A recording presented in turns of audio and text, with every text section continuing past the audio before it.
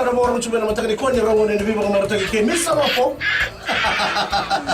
ni ana disambulu bidang na sero gori sana churi kino na moro chumai tunasele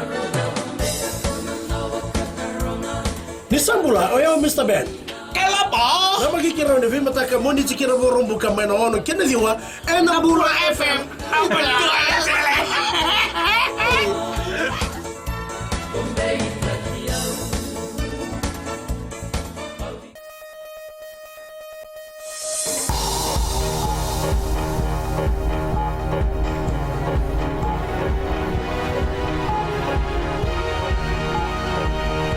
Good evening, this is FBC News. I'm Jackie Spate. In this bulletin, Attorney General says unions are holding the country at ransom. National Youth and Sports Day focuses on health and wellness. And nurses told to commit to their vocation.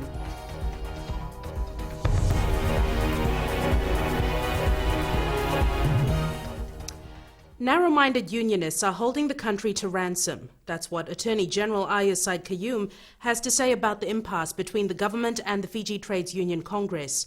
The International Labour Organization is considering a commission of inquiry against Fiji if the government, Employers Federation and the FTUC don't submit a joint report in November. Christopher Chand reports.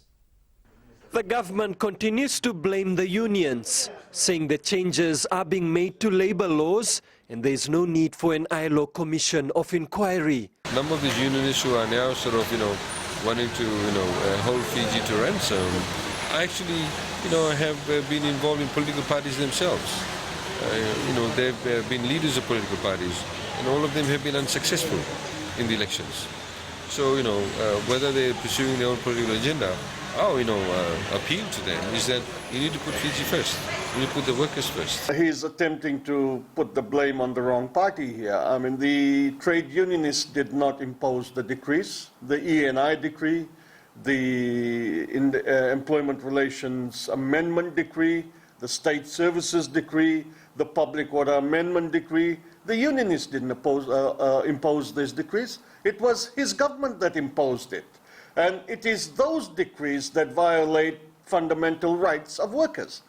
Syed Kayum says the government has complied with the ILO Convention on Freedom of Association and Collective Bargaining. But the FTUC says the tripartite agreement is not confined to just two issues. But obviously they're trying to introduce new issues. For example, they're saying that the list of essential industries is too wide. They want it shortened. They're also saying that there should be a right to strike, and indeed a right to strike without notice. This government is attempting to now change the goalpost. It's amending that ERP and inserting parts of the Essential Industries Decree into the ERP. That was not part of the agreement that we signed. The Employers Federation, the FTUC and the government have 4 months to come to an agreement before the meeting in Geneva. Christopher Chand, FBC News. Fiji's youth have been encouraged to participate in sports and lead active lifestyles for their own benefit. Speaking at the National Youth and Sports Day celebrations this morning, Minister Lautoka Tuitumbo pointed out that this is the best solution for fighting non-communicable diseases. Celebrations were held across Fiji to mark the National Youth and Sports Day. Today's event is the culmination of a concerted efforts to lessen the incidence of non-communicable disease and to address unhealthy life that is practiced and which is evident in our country. As such, government is working to promote a healthy lifestyle among all citizens of Fiji. Today's celebrations were incorporated with health and wellness messages. The fight against NCDs is never ending, but the government is convinced that the solution is in our hands. Lautoka Tuitumbo says young Fijians can avoid lifestyle diseases if they make wise decisions. Regular physical activity can reduce the risk of many chronic conditions, including coronary heart disease, stroke, type 2 diabetes, cancer, obesity, mental health problems, and many more. Tuitumbo also says many Fijians can find lucrative jobs through sports, as Fijians are known the world over for their athleticism. Edwin Nand, FBC News. National Youth Day was marked by various activities and a commitment recited by youth participants at celebrations in Suva. The theme for the day is National Physical and Wellness Day. Sports competitions, health checks and exercises were held for Fiji-wide to commemorate the day. Savara Tamboa has more.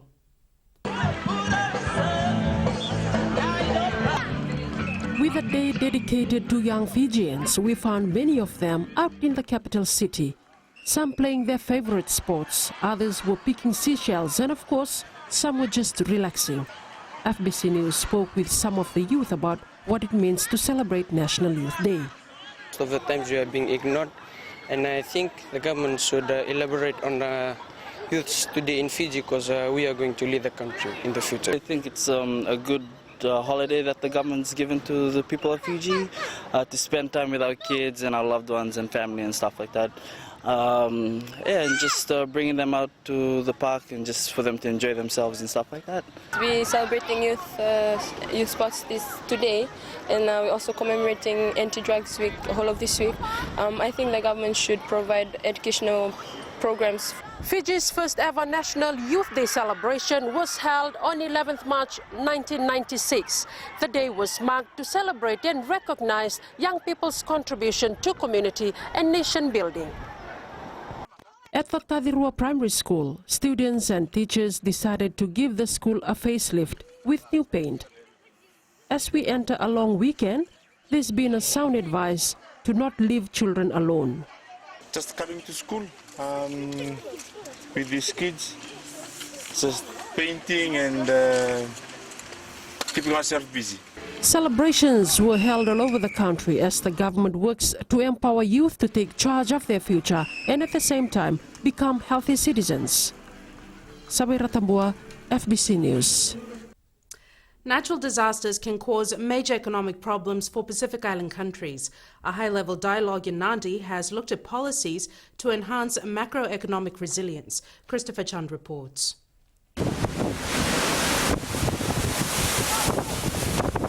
Natural disasters are becoming more frequent and more powerful. They are also becoming more costly. We cannot obviously stop a cyclone, but what you can do is you can actually ensure that you are prepared for a cyclone. Fiji is being rated as a champion in the region for its disaster risk management. A meeting of this magnitude has provided a platform for innovative solutions to a common problem. Natural disasters is a very complex problem. So you cannot have a one policy that can solve every problem. But from an IMF perspective, it's very important to focus on the disaster prevention mechanism. Like we have done this year in the 2015 budget, set aside an initiative or incentive for private sector to contribute to a disaster fund where they can get various tax incentives. So that's how you prepare for it. The event was attended by ministers of finance and central bank governors from Pacific Island countries. This is putting ourselves out there, making plans and preparing ourselves for what is to come. So when we do these things, we look at the risks and we see how we can mitigate those risks. And by doing this, when a disaster does come, we are able to bounce back much faster. Know that we are worst affected, but the words of the Prime Minister, we have to look within the region as well. And in the recent cyclone Pem, we in Fiji deployed a 50-man team to assist our one talks in Vanuatu. Those attending this meeting had one common goal: preparing for natural disasters and building resilient Pacific economies. Christopher Chand, FBC News. A cat walked 30,000 feet in the air, that and more after the break.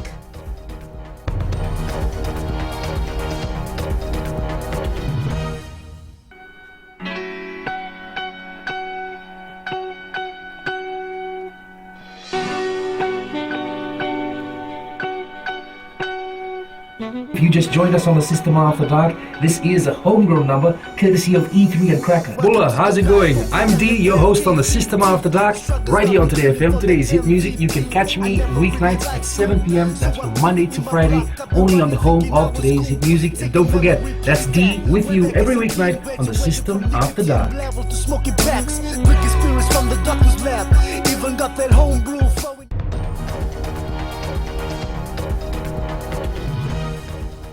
Police are investigating an alleged arson in Lautoka last night. A 4-bedroom house was destroyed by a fire at about 6:45 p.m. and the cause of the blaze is yet to be established. The home belonging to a 63-year-old farmer was vacant at the time. The cost of damage is estimated at more than $41,000.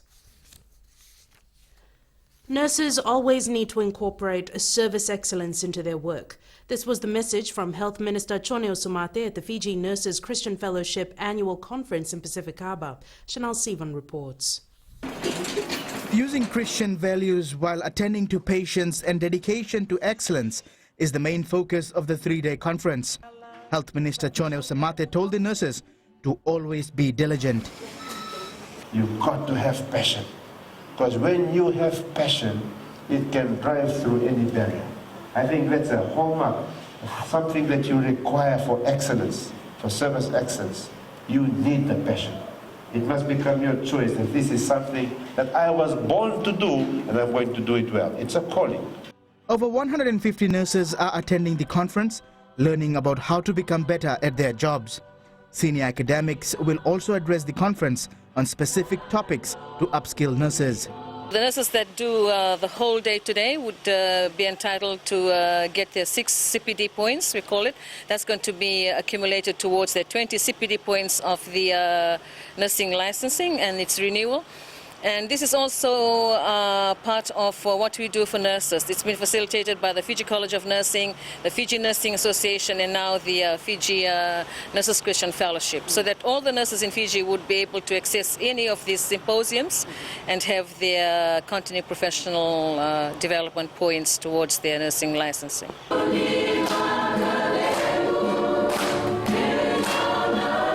While it's run by the Christian Fellowship, the conference is attended by nurses of all backgrounds. Chanel Shivan, FBC News. FBC TV's Chechimon has set a world record by staging the highest fashion show. The show featured clothes of 6 designers that range from couture to resort wear. The models catwalked through the aisle of the aircraft at 37,000 feet, which is the first for the fashion world. Chechimon producer Andy Blake says it took 2 years to plan the event and setting the world record was a plus. The fashion show coincided with the launch of Fiji Airways' direct service between Nadi and Wellington. A local has won the Commonwealth Writers' Award for the first time. Mary Rokonandravu's story, titled Famished Eels, has won the Commonwealth Short Story Prize for Best Piece of Unpublished Fiction in 2015. Ritika Pratap reports. Mary Rokonandravu is the first Fijian to win a Commonwealth Writers' Prize, a short story that took her more than 15 years to complete. I hadn't put anything out, and one of the reasons was that I never felt that people would actually appreciate or connect to stories from here. So that was surprising. An event was organized at the University of the South Pacific last night to congratulate Mary for her achievements. If we do not promote literary arts or the art of writing of short stories and novels, the only image that the rest of the world will have of us as a people and as a country is what the media depicts. Mary's win will mean that there will be a lot more entries in the coming years because I think we also need to properly publicize her win and the significance of it so that everybody understands exactly what she has achieved. Emma De Costa from the Commonwealth function in London has visited all 5 winners in their respective countries. She was in Suva last night, formally congratulating Mary. The event was organized by the British and New Zealand High Commission and USP. Ritika Pratap, FBC News. And now on our very first National Sports Day, here's Jamie with sports. Nakazaki, yes, given today's National Sports Day with recognition as a public holiday, the country was a hive of sporting activity. We'll take a look at some of today's events from around Fiji after the break including the Wellington Phoenix welcome at Nandi Airport last night. This and more coming up.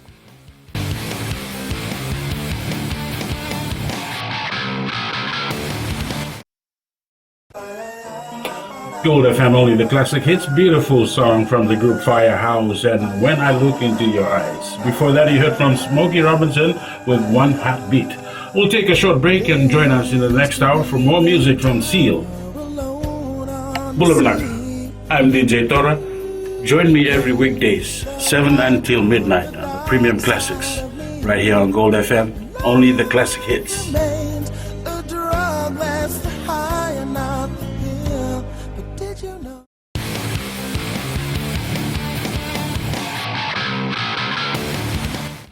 The Wellington Phoenix senior and academy teams are ready to take on the Vodafone Fiji football sides tomorrow. The club arrived last night on the inaugural Fiji Airways Wellington to Nandi flight and are geared up for its 4 games.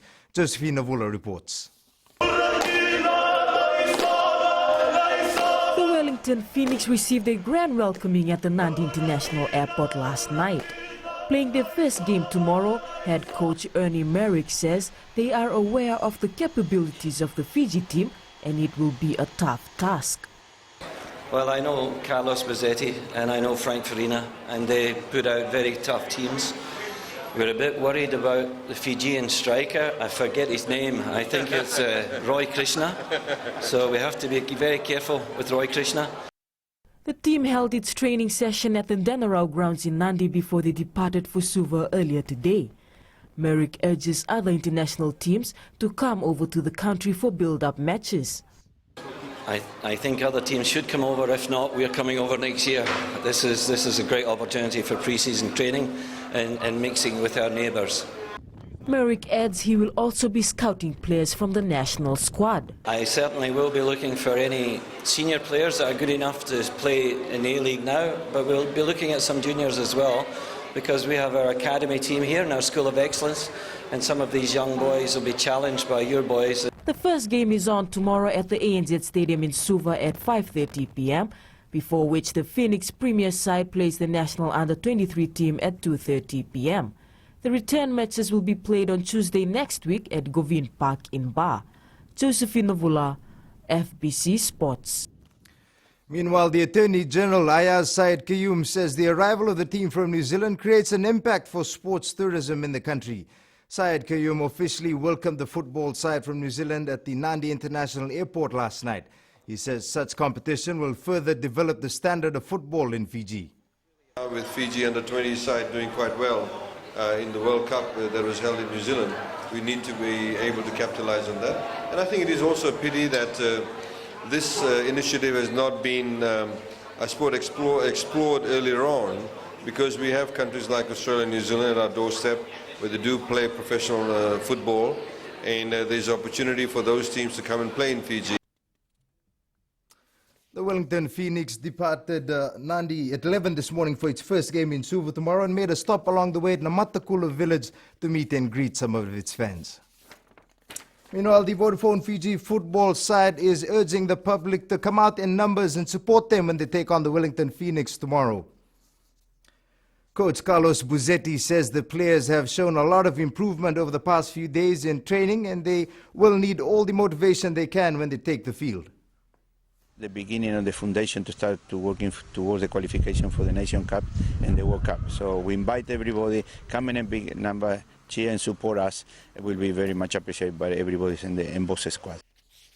The matches against the Knicks is a build-up for the senior side to the World Cup qualification and the under-23 prior to the Pacific Games next month.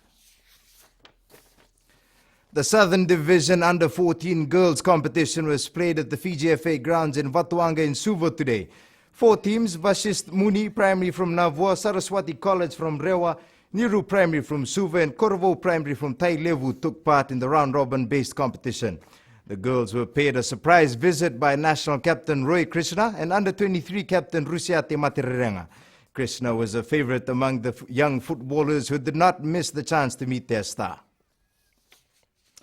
Meanwhile, Saraswati took home the under-14 title and finished the day unbeaten. The 8th Bull FM Maras Volleyball Tournament got underway in Suva today without a hitch. 48 teams are competing in the two-day event, and organizers anticipate some major upsets before the finals tomorrow. Tsalen Daudakadaka has more. The FMF Gymnasium car park was a sea of colors as teams came to battle in one of local volleyball's biggest tournaments. Women's defending champions Flames went down in an upset loss to Heartland Sisters in the opening round. With the high level of competition witnessed so far on day one, a lot more upsets can be expected. Tomorrow we're hoping for an upset. We always, even though we're organizers, we always back the underdogs because that's what volleyball is for the youths. It's something to look forward to, and as a tournament, it is a positive.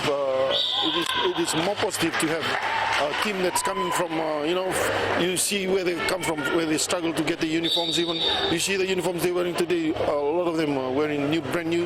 They fundraised all year, to come to here. A major plus for the tournament was the last-minute release of national reps to their respective clubs before flying out to the Pacific Games in Papua New Guinea next week. They have been released to play in the clubs, and that's good. Thanks to Fiji Volleyball for doing that, because we need a competition for them. We need them to play in the clubs and to show themselves in the 8th Bull FM Maris tournament. The tournament boasts a lucrative return for teams from the pool stages right through to the finals tomorrow. Tsalen Daudakadaka, FBC Sports.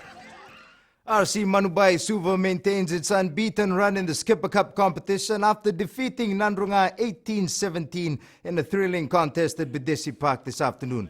Suva fly half Meli Kurisaru scored all of the capital city side's points with 6 penalty kicks, while Nandrunga managed 3 tries. The Stallions could have stolen the match in the dying stages after scoring their 3rd try, but fullback Micheli Nadangilevu missed the conversion. More than 700 people braved the early morning cold in Suva and Nandi for this year's Olympic Day Fun Run. Over 500 participants were at the Mai Suva Park in the capital city, and more than 200 attended at McDonald's in Nandi. In Suva, the first male runner across the line was Team Fiji Athletics representative Avikas Lal in a time of 25 minutes, 0.02 seconds. International student Maya Ramsden was the first female runner across the line in 35 minutes and 0.08 seconds. The Olympic Day Fun Run was held in conjunction with celebrations of the inaugural National Sports Day public holiday. And on that note, that's it from sports this evening. It's back to Jackie now with business.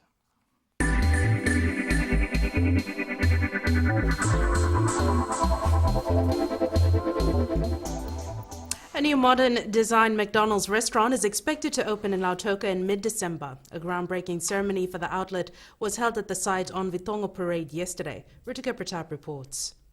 McDonald's has been in Fiji for 20 years.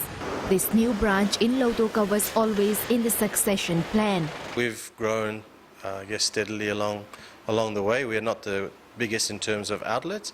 However, we probably see ourselves as one of the more successful operations. Lautoka is the next step. There are obviously other restaurants in the pipeline that we're working on as well. This outlet is being built at a cost of $4.5 million and will have the latest design that comes out of the McDonald's networks overseas. It will provide 60 new jobs, open Fiji's first McCafe, and have a different menu compared to existing outlets. It'll be a 90-seat restaurant with a double-lane drive-through, so it'll be a little bit different to the existing restaurants, but at the same time it'll be one of the most modern with some new things in it, which we'll announce later, that we don't have in the existing 3 restaurants in Fiji. Mark McElrath says they are also planning to go local in terms of their suppliers. We're also very mindful of the local suppliers, and we're working closely with trying to establish, with more additional volume now, establish better connections with local suppliers and build volume for them so we can stop importing as much as we do and start supplying locally. The restaurant will be the 4th for the fast food burger chain in Fiji. There are 2 McDonald's restaurants in Suva and 1 in Nandi, which employs over 300 people. Ritika Pratap, FBC News.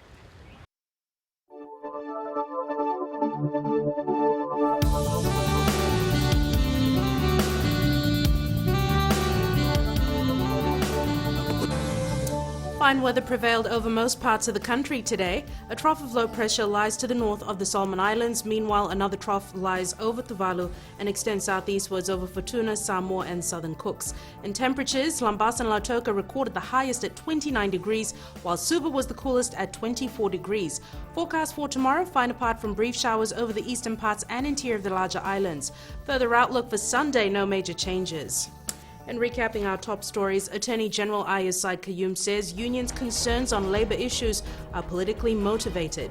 Youths told to lead healthy lifestyles in order to reduce NCDs, and police investigate alleged arson in Tavua. To our poll question this week, we're asking, are you satisfied with the services provided by municipal councils? Visit our FBC website to take part. Remember, you can send us newsworthy pictures and videos on email citizenseyes@fbc.com.fj or share it with us via Facebook page FBC News. And if you're on Twitter, follow and tweet us your news tips at FBC_news or simply hashtag FBC News. You've been watching FBC News. I'm Jackie Spate. I'll see you again on Monday. Good night.